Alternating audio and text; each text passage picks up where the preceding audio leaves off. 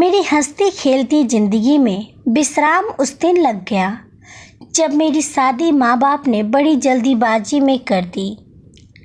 शादी तो सभी करते हैं, लेकिन गलती ये हुई कि इतनी जल्दी करनी नहीं चाहिए थी। देख सुन लेना चाहिए था। खैर, अब जब हो ही गई तो पता चला कि पतिदेव बड़े ही खड़ूस किस्म के इंसान हैं। हमारी बहुत बहस होती, हर बात पर उनको मुझसे दिक्कत होती। वो मुझसे कहते, औरतों का बहस करना मुझे पसंद नहीं, उनको अपनी मर्यादा में रहना चाहिए।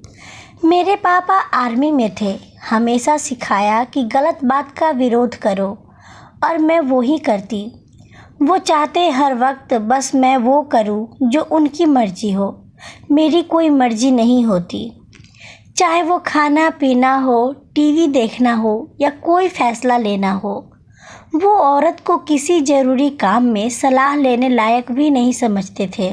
ये बात मुझे बिल्कुल नागवार गुजरती। एक दिन बहस हुई।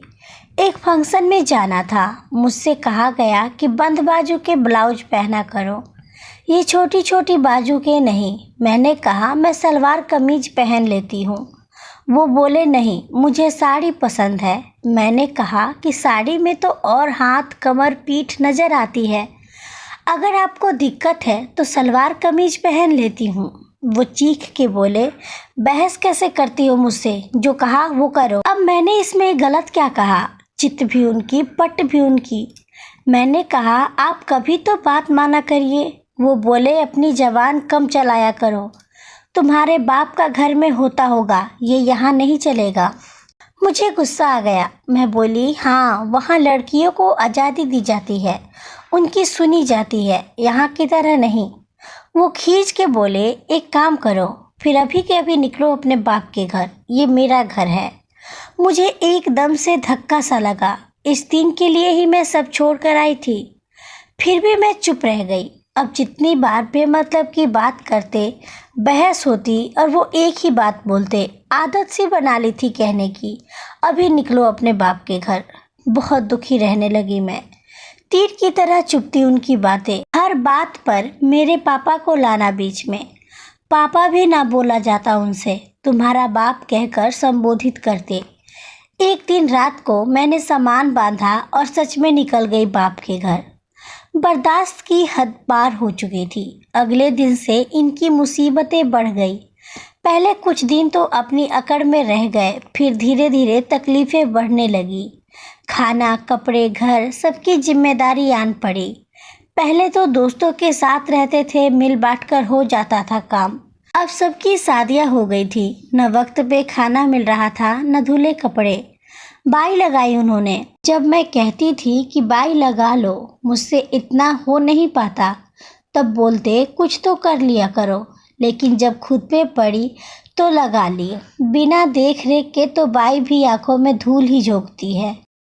कपड़े भी पानी से निकाल देती, दूध पी जाती। खाना कच्चा पक्का, अच्छा सबक मिल रहा था। पड़ोस के लोग सवाल करने लगे, भाभी जी कहाँ है, कुछ हुआ क्या? बड़ी अच्छी है भाभी जी, जल्दी बुलवा लो। ऑफिस में दोस्त मजाक उड़ाने लगे कि लगता है भाभी चली गई है तुझे छोड़कर। कितने सवालों के जवाब देते कि क्यों गई, अपनी गलती कैसे बताते। एक दिन घंटी बजी तो ये सामने खड़े थे। पापा ने अंदर बुलाकर मुझसे बात करने भेज दिया। मुझसे आकर बोले, घर चलो चारू। मैंने कहा नहीं, आपकी ख्वाहिश थी कि बाप के घर जाऊं तो चली आई। उन्होंने कहा, सब पूछ रहे हैं, क्या जवाब दो? मैं बोली, गुस्से में बोले शब्द कभी वापस नहीं आते, आप हर बार ताना देते हैं, अब जवाब भी सोच लीजिए। आज जब आपको अपनी बेइज्जती होती नज़र आ रही है तो आ गए। आप जैसा इंसान कभी नहीं बदलता। वो बोले, सब मजाक बना रहे हैं मेरा कि बीवी छोड़ गई। मैंने कहा, आपको बीवी की कोई कदर है भी? बस मैं भरी है आप में। शादी का मतलब है हम। आज भी लोगों के डर से आए हैं, अपनी गलती मानकर नहीं। आज मैं कहती हूँ आपसे कि आज आप निकलो मेरे बाप के घर से, ये मेरा घर है। पापा भी आ गए और बोले, आप चिंता न करें जमाई जी, अब अपने बाप के घर आ गई है, खुश रहेगी। बाप अभी जिंदा है। दोस्तों, हम औरतें कितनी बार सब कुछ सह जाती हैं, बिना कुछ बोले सुनती रहती हैं। पति कितना कुछ बोल जाते हैं, पर हम बाहर वालों के आगे उनकी बेइज्जती ना हो, समाज वाले हंसे ना, इस डर से हम सहते जाते हैं। इस बात का फ़ायदा उठाया जाता है कि ये ना तो कहीं जाएगी ना कुछ करेगी, इसलिए जैसा मन आए वैसा बर्ताव करो। लेकिन कब तक? क्यों सुने हम कि बाप के घर जाओ। आपकी क्या राय है? कमेंट करके ज़रूर बताइए।